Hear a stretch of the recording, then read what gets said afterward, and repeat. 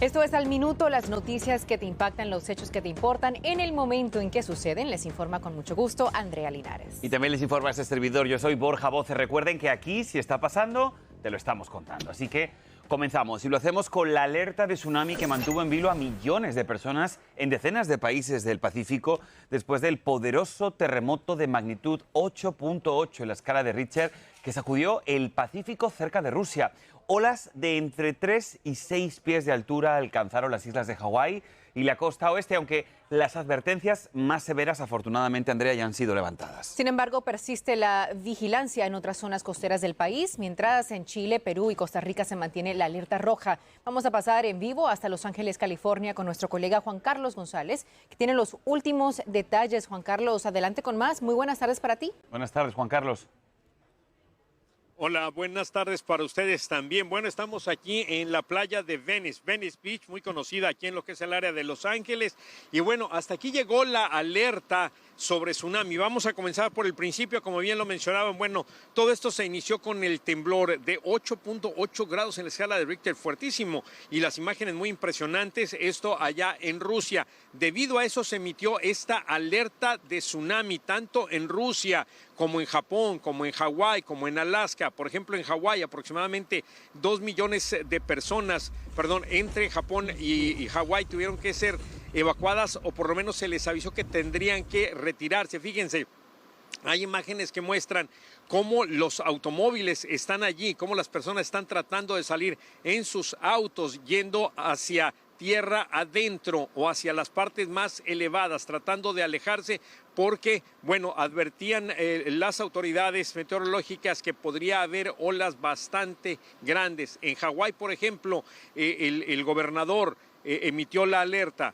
También las autoridades estuvieron muy activas. Fíjense que allí llegaron las olas a unos 10 metros, es lo que se calculaba. No llegaron a tanto, pero pues anduvieron más o menos cerca. Sin embargo, no fue lo que se esperaba. Debido a esto, tanto en Japón como en Hawái, bueno, ya no de alerta pasó a ser una advertencia, simplemente vigilancia, o sea que la gente esté al tanto. Ahora nos venimos hacia la costa oeste de los Estados Unidos, lo que es Washington, Oregon, aquí California. Se supone que también iba a haber olas bastante grandes.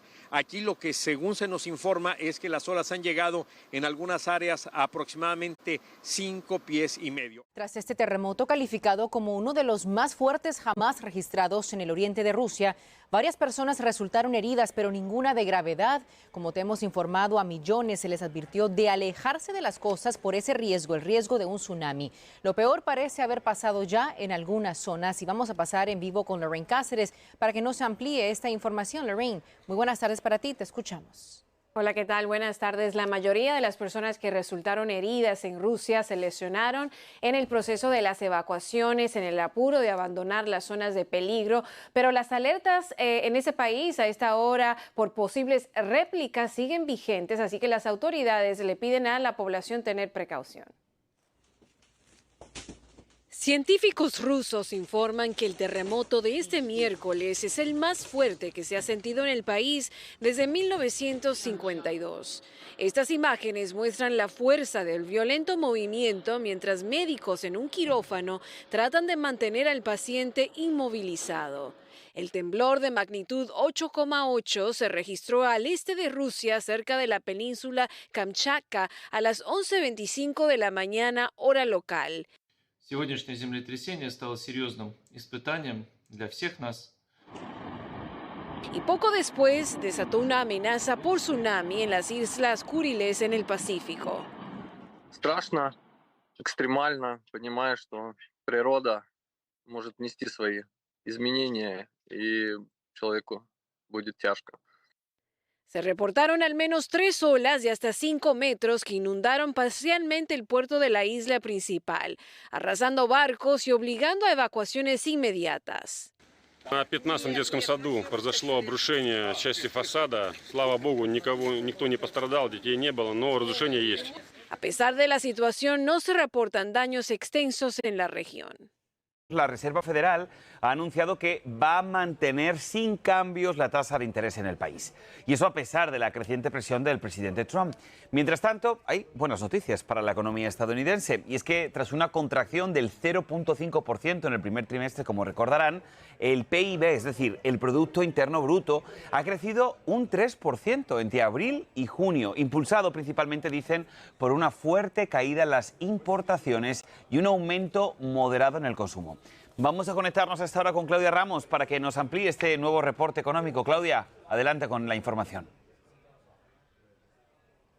Hola, ¿qué tal? Muy buenas tardes. Pues en efecto parece ser que Jerome Powell no cede ante la presión del presidente, quien ya por varios meses ha presionado para que se reduzca esta tasa de intereses significativamente, y esto incluso ha llevado a cierta fricción entre el presidente y también Powell. Pero justo como tú lo mencionabas, esa tasa de intereses para este mes de julio se mantiene entre el 4.25% y el 4.50%. Según dicen, todo esto se debe a que aún hay mucha incertidumbre sobre el futuro a largo plazo de la economía en Estados Unidos, y todo esto mientras que también el reporte del día de hoy nos indica buenas noticias en cuanto al crecimiento de la economía. Como ya también lo mencionabas, creció un 3%, los dos factores principales siendo una reducción en cuanto a las importaciones luego de que en mayo estas se dispararan debido a los aranceles de Trump, y también un aumento significativo en el gasto de los consumidores. Pero justamente los consumidores son quienes nos comentan, ellos no sienten ningún cambio en cuanto a los precios en las tiendas y también a diferentes productos que ellos necesitan en el día a día. Vamos a escuchar justamente lo que nos comentaron. No, pues los precios están bien caros todo, oiga, y los salarios bien bajos, que no aumentan nada. Y yo me la llevo pues al diario comprando, veo lo que está más barato aquí en Food City, en el General Dollar, todo buscando lo más barato, porque las rentas bien carototas y todo bien. Y la papa, el jitomate, la cebolla. Oye, si ahorita está caro, le dije, ¿dónde vamos a ir a dar? Por eso están cerrando muchas personas de los comercios, porque no les dan. Pues hay nuevas noticias relacionadas con el presidente Trump y el fallecido Jeffrey Epstein. Ahora, el mandatario confesó por qué vetó al condenado por abusos y tráfico sexual de menores de su club privado de la Florida, mencionando también, por cierto, a la fallecida Virginia Giuffre, una de las principales acusadoras. En paralelo, el Departamento de Justicia da marcha atrás y está haciendo esfuerzos para que se revelen los procedimientos del gran jurado relacionados con el caso Jeffrey Epstein. Vamos en vivo con Edwin Pitti, pues él tiene más información. Adelante, Edwin, muy buenas tardes para ti. Hola, Edwin. ¿Qué tal, Andrea y Borja? Muy buenas tardes. Empezamos con lo último, y es que hace tan solo instantes culmina una conferencia de prensa en el Senado, donde 5 de ellos del Partido Demócrata, liderados por Chuck Schumer, demócrata por Nueva York y líder de la minoría en esta Cámara Alta, han dado a conocer al país que están utilizando una ley muy poco conocida, pero que les da la facultad como miembros del Comité de Relaciones Exteriores, de Seguridad Nacional y de Asuntos Gubernamentales, para solamente reunir 5 firmas y con eso poder exigirle al gobierno federal, en este caso al Departamento de Justicia, que les entregue todos los documentos del caso Epstein. Vamos a escuchar parte de lo que dijo Schumer. And this morning I was really proud to join every single one of my Democratic colleagues on the Homeland Committee in invoking a century-old and little-known law known as the Rule of Five, to compel the Department of Justice to release the full and complete Epstein files. Under federal law, when any 5 senators on the Homeland Security Committee call on the executive branch must comply. Schumer agregó que entiende y apoya el hecho de que haya que proteger la identidad de los menores de edad que están incluidos en la carpetilla de este horrendo caso con los crímenes de Jeffrey Epstein, pero que también debe haber transparencia en el proceso, sobre todo por aquellas personas poderosas que tienen que ver, que cometieron también crímenes y cuyos nombres no han salido a la palestra.